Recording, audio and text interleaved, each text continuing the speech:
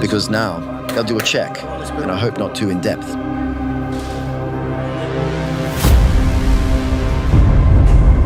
Interesting that I still feel quite comfortable and safe, surrounded by hundreds of kids who are still serving their sentence.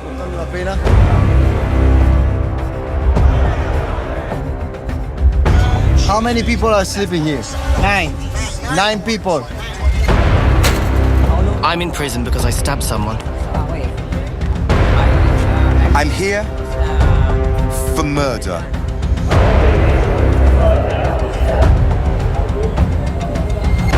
Does it happen that someone offers you money for sex? Sometimes, yes. Do you use condoms? Sometimes we use plastic.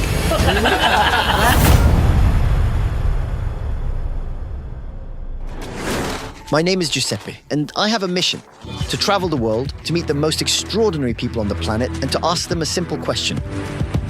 What does happiness mean to you? Welcome to Project Happiness.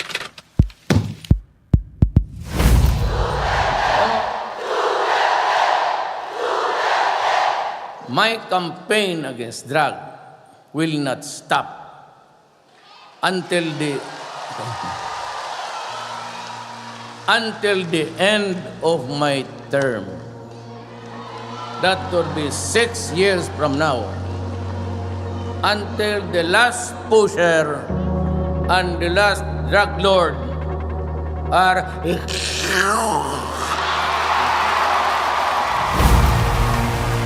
The Philippines has a big problem: the shocking overcrowding of prisons. It all started in 2016 when, surprising all predictions, the little-known Rodrigo Duterte became the president of the republic, basing his political line on a single promise: war on drugs. Oh yes, because precisely in that period, the Philippines was on the brink of becoming a narco state due to the affiliation of local gangs with the Mexican Sinaloa cartel. Duterte immediately established a new special police force, the Ninja, who had orders to eliminate dealers or users of illegal drugs.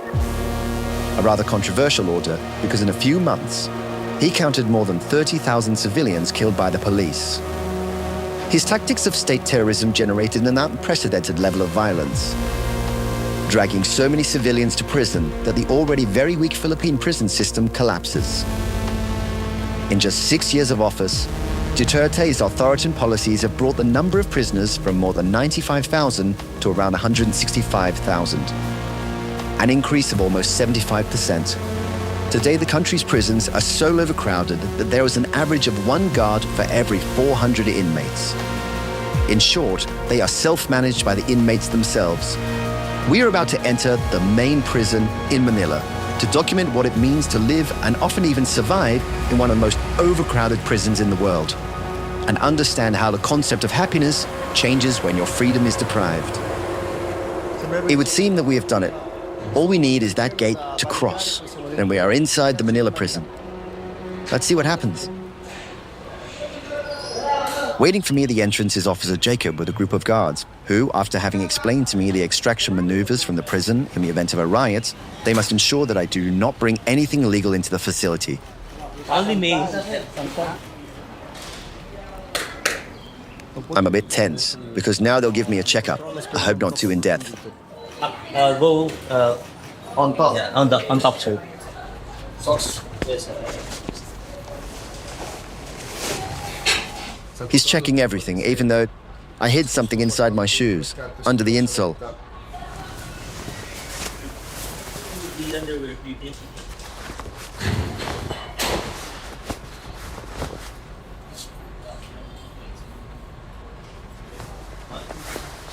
Then it was quite light in terms of control. But I'm sure that when they know there's an inmate coming in, they do a much more thorough check. Officer Jacob explained to me that sometimes they clearly have to check the whole body, and also inside.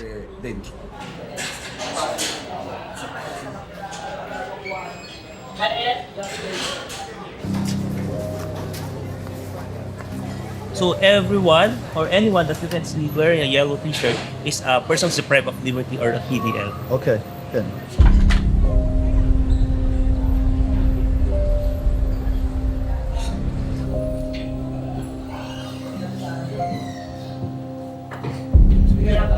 climbing a tower from which we'll have the possibility of seeing the entire prison, how all the sectors are divided, and also understanding what the difficulties are because there are various gangs in the prison. The sectors are divided so as to not let them meet and clash.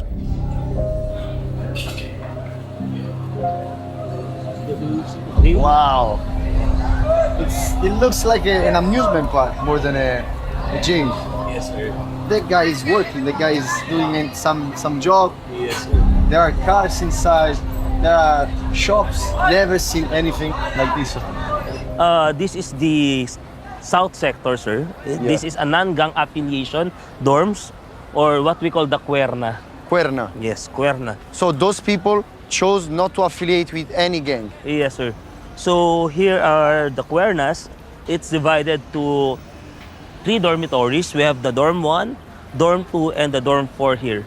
And we have also the isolation area here, there, and the quarantine area for newly committed. You can also find here in the Cuerna the idalaw, which is they can communicate with their loved ones through electronic communication. They have And, Wi-Fi here.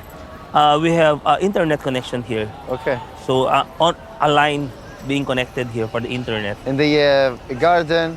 They have also garden. They have also have the canteen so that they can eat something. So we have also bakery there. Bakery? Yeah, we are serving them bread also.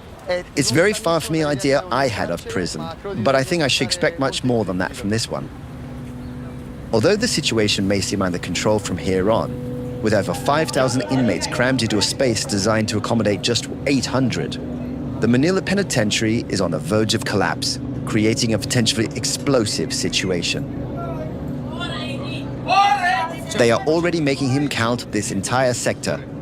I'm just saying I don't see the end. There are so many prisoners in this sector that there's no end in sight to this column.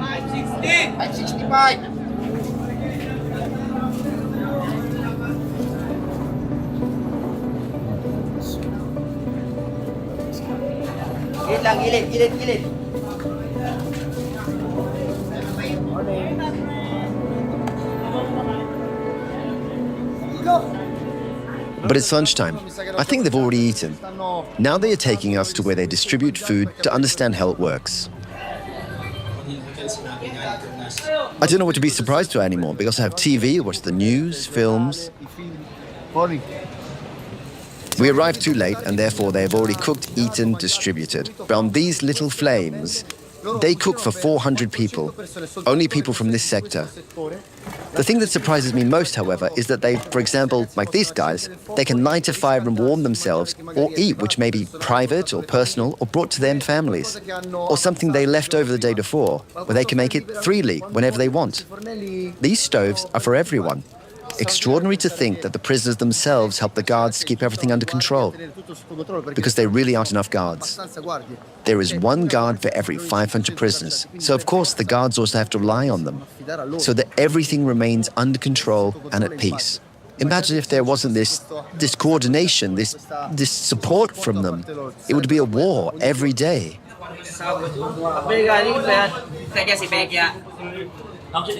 This is really interesting. The prisoners in this sector have 3 minutes a day to call their families from these phones. But the conversations are public because there's an endless queue waiting to speak, and they have to perhaps call their wives, their children, talk in front of everyone for 3 minutes every day. You don't mind that, like, you cannot have private conversation. Maybe you want to call your wife or your children. Yes, it's always like this, only for children. In reality, they are conversations about children, about school, things like that. A normal conversation. No secret conversations. Why are you here? I'm here for murder. Murder? Yes. Oh, wow. How many years? They'd already given me 30 to 40 years. 30 to 40. 20 to 40 years. How does it feel to know that? It wasn't easy before, but now I've already accepted it. I often study the Bible. I go to church every Sunday. Now it's easy for me. It's all easier to bear, unlike what you imagine. Unlike what you might imagine, within these walls, the LGBT community, she is deeply respected and protected. Nobody can touch them, almost. I'm wondering if for your community it's even harder living here because you are surrounded, you are in with the thousands of men that maybe can think to abuse you or to use you. How is living here? Well, actually, it's up to you. If you want to make sex with them, you can show them if you want. But if you don't like, they will not abuse you. They will not. We all gays here are. What we want is to love and to be loved and respect and to be respected, and that will be all. If then it depends on us if we like the guy. So if we like the guy and then he offers his room is small, he has his own privacy. Basically, we go there. Yeah. But if the guy doesn't have a room and then we like them as well, we just go to the bathroom. Yeah. Okay. Yeah. Okay. Nice. Does it happen that someone offer you money to have sex? Sometimes. Yeah. Sometimes. Yeah. And do you accept sometimes? Yes. If you like. Yeah, if you like the person. If you like the guy, the guy's cute. If not. Yeah. If not, maybe I'm busy. I have something to do. Your headache. Yeah, I'm sick. What about safety? Like, what about, do you use condoms? But sometimes we use plastic. Really? No, I'm No. Ah, okay. We have a supply of condoms. like Okay. condoms and lubricants. Lubricants, They everything. give us. We have supplies. And then every month we check our age test. Does it happen that your boyfriends have family outside? Yes? So maybe it's a love that will last until they are here in the jail. Yeah? So it happens that maybe someone is not gay, but inside they want some cuddle and they find it with you. I'm really, really curious to know why you are here. It's like basically stealing cars. How many cars have you stolen in your life? More than 100. 100. So you can open it just like that. Yeah. So why you have never steal the car that are here inside? There's a lot of gates. No, there are times that the employees ask me to help with the maintenance. Really? To fix their cars or motorcycles. The other day, I was fixing a motorcycle. What did you do? 511. Yeah, 511. 5 is for selling drugs and 11 is for a user. Okay. I admit that I'm using drugs, but selling drugs I cannot. You didn't. But I'm still here. I don't know. How long have you been here? Since 2 months. 2 months. They give me cases just like 511, but no evidence, no nothing. So using drugs and selling drugs. Yes. 511. But what's happiness personally for you? What's happiness? Personally. Happiness for me, I believe that I can feel the happiness if I will do or I can do what I want. Freedom. Happiness is freedom. Yeah, happiness is freedom. We can still feel the happiness here, but it's totally different outside. But I always believe that I am here in Manila City Jail as a wake-up call.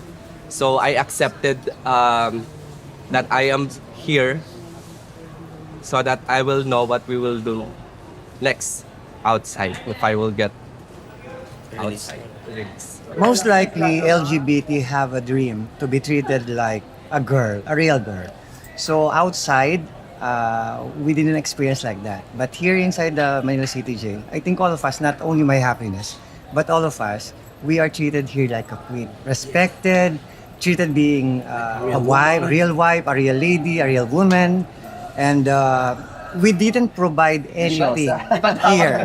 But the partners itself, or the males, are the one providing us what we need to. Yes.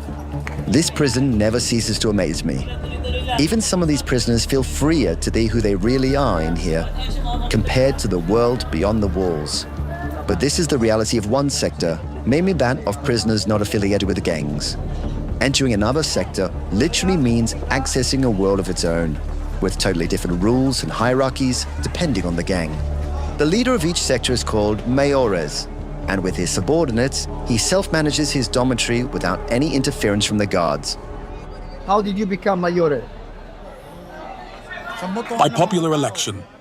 I got there, step by step, supervisor, senior, and mayores. How long have you been staying here? One more. Almost 4 years. 4 years. What have you done to be here? Drug. Drugs. Just selling or assuming?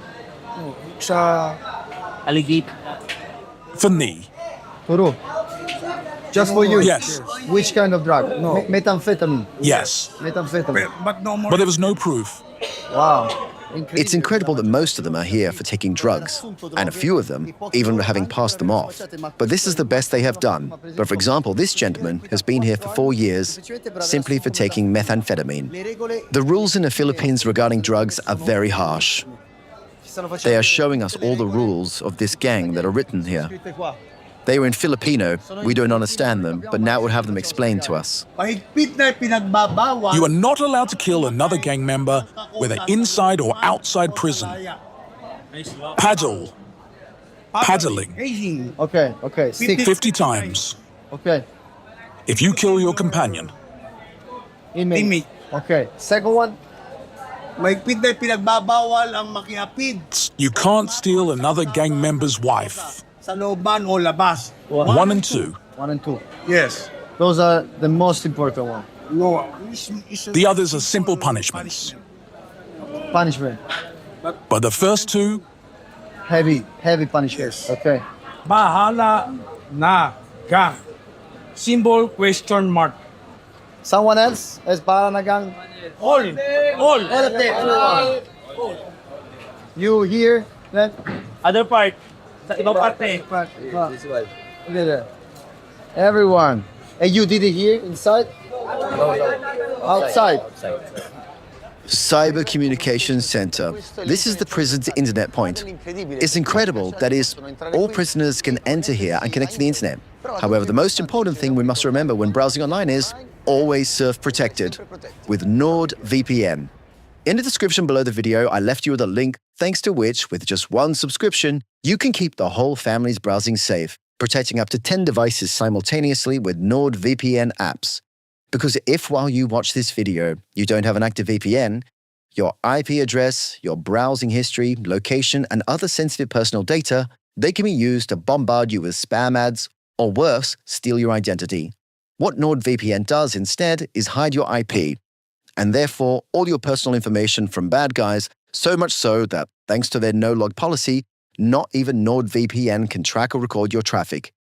You become practically invisible, so with just a few euros a month, your privacy is safe and you basically have a virtual shield that blocks malicious sites, online trackers, and annoying ads, while obviously also checking your files downloaded to avoid viruses and malware. Not bad, I'd say. And as always, I'll leave you the link in the description to get the best offer on the market and try NordVPN and always browse in complete safety. And now, let's get back to our tour of the prison. We're going with, let's say, the Mayore's right-hand man inside the dormitory. Let's see what it's like.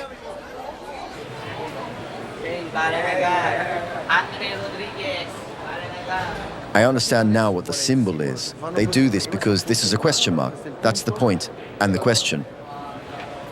So those are the dormitories? Yeah, these are the dormitories. Because as you can see, we have this population of 600. More or less 600. Just in this sector? Yeah, that's for this sector. How many people here? Hey guys. More or less we have 670. Wow. I'm not mistaken. Can I enter? Yes. It's coming. Okay. So you just sleep here? Yes. All the rest of the time you spend it outside? Yes. The boys are showing me how they sleep. Really, because like this, seeing like this, there seems to be no room. Let's see. Okay, two così, and the other two?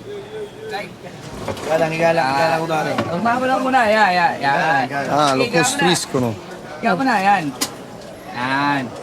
Okay. Thank you guys. Thank you. Hey guys. Hey. Hey guys. All good? How many people are sleeping here? 9. 9 people. Ah, wow. You are well organized. They have TV here. What? Hello, sir. VIP. VIP. Hey, buddy.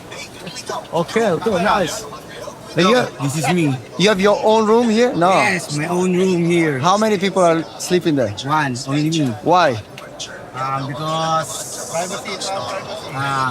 You are paying something or? yes, I'm paying something. Okay. And you can sleep there by yourself? Yes. As I imagined, money buys anything. Also a good bed in jail. Okay, guys. Thank you. Bye.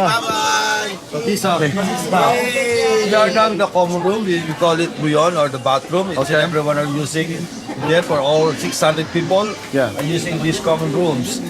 Okay, this is. Vediamo. Okay, this is the bathroom. Okay. Javier, why are you here? You know, they got me from place to place, you know, using some drugs, something like that. So I visited something. You are a user, that's it. Or I you, was, but during that time, it's totally unlawful arrest. That's it. but you have never sold it. No, never. Never indeed. Wow. Interestingly, I feel quite comfortable and confident, surrounded by hundreds of kids who are still serving a sentence. And there's no guard. But everything seems to be under control. Although, from what the guards also told me, the situation, it could change at any moment. A spark could make change. These faces that now seem half smiling. Another state of mind, but now, all things considered, everything is okay. Hey guys. Divided by a wall of a few centimeters, the worst enemies the Bahala gang entertained, who agreed to let me enter the center too. I'm entering the most dangerous sector, that of Sputnik. I'm another gang. And apparently they are the most dangerous. There was a billiards table here too, right inside the sector. There's a television there, and also a barber. This is our barber shop. So PDLs are allowed to have the haircut here. Some are being done for free. Your colleague is checking it. Johan Yahin is monitoring the activity and checking if it's properly done and everything is safe. Is it not more dangerous for a woman, an official woman, working in a male door? I've been working here for almost 4 years. You have never felt in danger? Not really. Not even once. Yes. I just prayed before I go to work every day. In this industry, they have everything, even the gym. This is their half basketball court at the second floor. And we have also here their entertainment area. We have their TV and we have their improvised gym there. They do what they want to. They also have a basketball court, the terrace, and a gym down there, while the others are watching a movie. Incredible. Incredible. I never imagined I would find it a prison like this. What's the symbol of this gang? The symbol of this gang is 4 balls, and we have that one, the spaceship. Okay. It's spaceship. This one. And this one. Meron pa dito, wala lang. And this one. Rabbit. Each of them has the Sputnik gang tattoo, which are either the 5 dots or the spaceship, or a rabbit with one ear raised and the other lowered. And each must have them to show, to demonstrate their loyalty and affiliation for the gang to which they belong. Here too they have a Mayore, and his name is Eric Niemers. It's written right there on the wall. Is the Mayore, then there is his second. All the names are there, the whole hierarchy of this new gang called Sputnik. It's written there, and they obviously have the Magna Carta too, and their 10 rules to follow so they can be part of this gang. Why are you here? What's your story? Am I left to talk about it, sir? As you've said, what is your case? Into that revolt. When? In a bureau case. What case? Tiberis. Oh, right, the Myers. And did you plead guilty or innocent? I'm innocent, sir. Innocent? The prisoner tells us his imprisonment is less burdensome since he became a sort of stepfather for the youngest inmate in the prison. And so very curious, we ask this boy to tell us his story. What's your story? I was in prison because I stabbed a person. Someone broke into our house. Then my gang betrayed me. Since I've been here, no one has ever come to visit me. Not even once. Do you feel lonely here? Partially, yes. I have cellmates and a foster father here who takes care of me. What do you miss the most from your old life? My parents. I'd like to help them. I'd like to find a job to be able to help them. Do you have someone who is waiting outside for you? May nag-aantay ba sa'yo sa labas? Who? Sino? Your enemies? Nobody. Just my parents.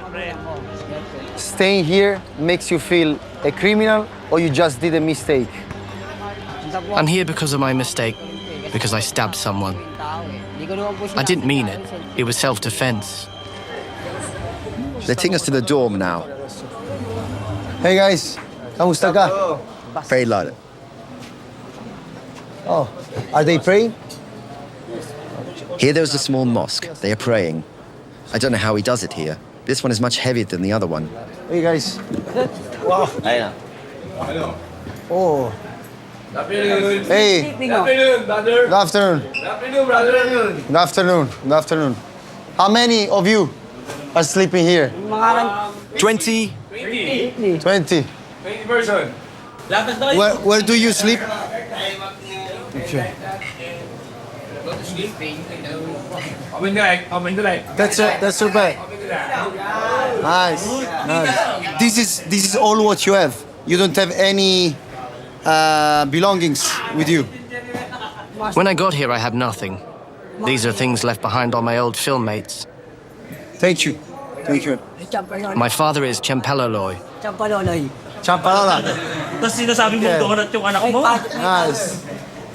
It's interestingly he sees this boy as a father because he doesn't have parents who come to visit him.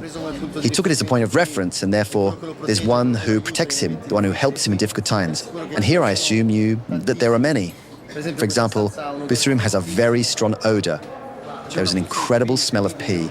I don't know why. But I think there are no bathrooms, and maybe just they do it in bottles. Okay, guys. Thank you so much. Salamat. Salamat. Salamat, guys. Salamat. God bless you. I just hope that in a prison where gangs rule the roost, a boy so young can find the determination to believe that there is a life beyond his pain, a life without crime. But as I exit the Sputnik sector, among a group of prisoners, I notice one who, among the thousands of yellow shirts, looks like an alien. What have you done? Why are you in the jail? In Australia, I have an arrest warrant for conspiracy to import cocaine from South America to Australia. But in the Philippines, I have no crime. It's only for the extradition law that I'm being held. Because you were caught here? No, I was caught in Australia, but I escaped Australia and they caught me here. You escaped from the jail? No, I escaped. I was on bail. I bought a sailing yacht. And then I packed it and sailed it off around the world for 2 years. But they found me here. Just to explain, I am a non-gang. So yes. The area that we're going to now is for all the non-gang people. Okay. So there's about 500 of us. Okay. And these areas are the gangs. I live in this dorm over there. Can I see your door? Yeah, sure. It's okay. This is common areas. It goes all the way down the back. You can see the lights. Yeah. So I'll take you down. My bedroom is down there. Okay. So in the daytime, this is common but at night time, this is all people sleeping. Okay. You are sleeping everywhere. Yeah, everywhere. If you see a carton box, yes. like folded up, see like that over there? That's a bed. Okay. That's what this guys sleep on. Okay. Yeah. And you don't mess with someone's carton. Oh wow! Yeah. It's like a mattress. Like you carry as if it was a mattress. Well, it keeps the dirt off you and the cold. Oh. So if you touch someone's mattress, if you touch their carton, they get angry. Here, pretty much the management just put you in and close the doors. And then everything in here is people just make their own community. Yes. Yeah. Actually, mine is pretty good because I just had it renovated. I paid the guys in here, like there's carpenters, painters. I paid them. I bought some materials in, and then I paid them money, and then they renovated it. But I'll show you. Yes. Oh, this is my kittens. I have cats. Wow.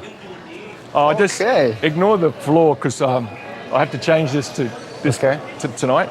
But it's really. But they did the woodwork and the painting. Yes, probably this is the best one I've seen. So it's a little bit of a mess because of the renovation yesterday. Yes. But I just the mattress just folds out and I have like bed sheets and stuff and then I sleep. Nice. Yeah, an electric fan, light for reading books. So you were an international, let's say, criminal fugitive. Yeah. And then, so I went on the run for 2 years. I went to about 5 other countries before coming here. But then I decided to stay here, and then I got arrested. Then I stayed here for 2 years, and then they found me. And then they. How did they find you? I don't know. I don't know. But they found me somehow. The Australian Federal Police. I went from being wealthy, like a millionaire, to having almost nothing now, just living in the jails. If I would ask you, are you guilty? Yes. The crime is conspiracy. It means making a plan, but not doing it. Yeah. That's what I was arrested for. So there was a group of us that were captured making a plan to bring cocaine from South America to Australia. We were captured before something happened. But in Australia, that's still a life sentence crime. Life sentence? Yeah. It's more than murder, actually. So. How many kilos you were planning to 100. import? 100 kilos? Yeah, that was the plan. Why did you do it? You had already money, you told me. In 2007, I almost went bankrupt by a mistake I made with some management people that I employed, and I was a few $1 million in debt. So I had money, but then they lost it on me. And then I got rid of them, and then I come back, and then I started to get it out again over the next 2 years, and then the global financial crisis hit again, and I went back to being broke again. Not just broke, but millions of dollars in debt. So then after 2 years of getting out, global financial crisis, 2009, bang, back down again. And then that's the moment I looked for another alternative to help me get out of the debt of the $2 million. It's a choice out of desperation.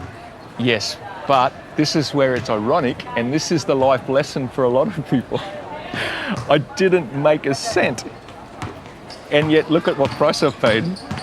I actually got out of that debt from 2009 until 2011, my arrest, by myself with the legal normal business. And then I got arrested and all this happened. So I didn't need it anyway. But so I think that's the life lesson, is that crime can be a short-term solution, but it very rarely will be. You'll normally pay a bigger price, and it will not be the solution. And there will be other solutions that are legal. So it's better to just go the legal way. But it's okay, you know. It's not as. There's blessings in disguise. There's blessings in disguise. I'm actually happier here than what I was in Australia. And in Australia, when I had my business, I was very stressed. I had money, of course, you know, but at the end of the day, it doesn't mean anything. And then I was unmarried. I didn't have children. Then being arrested actually caused me to get married and to have children, because I realised that what the hell is my life about if I don't have children, you know. And then, but you know, I lost everything else, but it was okay. What's the biggest lesson you have learned from being convicted for so long? The biggest lesson, I think that's something that most people don't understand, how valuable liberty is. It's not until you are arrested and you lose it that you realise how important and how valuable it is. And then you have no control over your life from that moment. Only your attitude. And when you are deprived of your liberty, yes, what's the meaning of happiness? I heard the saying once, and it's true. It says, you can be in a jail without being in a jail. Happiness is more than just being out of liberty outside of a jail, having your freedom outside of a jail. You also need to live the life that you want to live outside. If you have a certain problems and restrictions in your life outside, then it's the same as being in a jail, but you're not in a jail.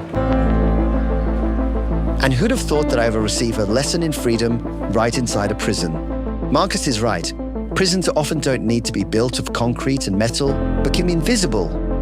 In our heads, made of fears that force us to give up our dreams, to our passions, and even to our true identity. This man, like many others, is paying a high price for the mistakes of a lifetime, dreaming of one day being free physically, because ironically, it is right within these walls, learned that true freedom is a state of mind. It is the ability to find hope even in the darkest moments, to dream even when it seems impossible, and to love even when they're surrounded by hate. Maybe it's really true that the greatest risk is living in prison even when you're truly free to live your life. But this also means that we have the power to free ourselves, to break the chains that hold us back, and embrace life with all its splendor and uncertainty.